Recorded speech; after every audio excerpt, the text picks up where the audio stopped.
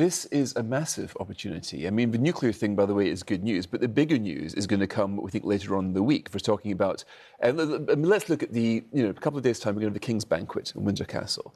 Now, there, the king will have lots of people there richer than himself. Like Sam Altman, OpenAI, is going to be there. The guy who runs NVIDIA, the chip maker, is going to be there. And they're here because they're about to make a massive investment in this data centre in Blyth, up near Newcastle.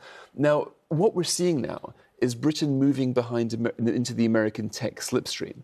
We're seeing Larry Ellison, again, one of the richest man in the world, overtaking Elon Musk, is having a 7,000 scientist campus in Oxford. The Americans are taking bets, and the British. This goes beyond politics. This isn't about Trump, it's not about Starmer, it's about the skills of the British people and the fact that our computer programmers are paid about a third of the Americans. So they look into Britain and they see some of the best universities in the world, some of the best talent, but at a fraction of the cost they'd have to pay. So the deals that we're about to see, I think, are more significant for the future of the country than the political drama we're discussing right now. I mean, I think we have to be careful. I think, honestly, this is a bit naive to think that, it's all going to come our way.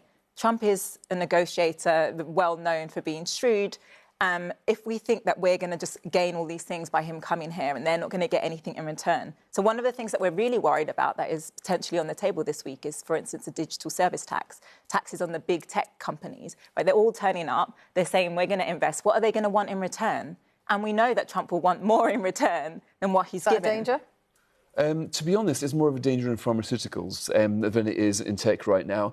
I mean, there's nothing but opportunity for Britain to work more closely with America because his economy is going to really take off. At the moment, it's about 35% richer than Britain. It's going to be like closer to 41% by the end of a decade. So if we can establish that relationship and use the Brexit freedoms to have lighter AI regulation, which is fantastic. I mean, the EU is regulating AI to death. And in Britain, we've got the opportunity. Well, lighter regulation might worry a lot of people out there in terms of what does that mean for workers' rights? What does that mean for pay? What does that mean for, I mean, for example...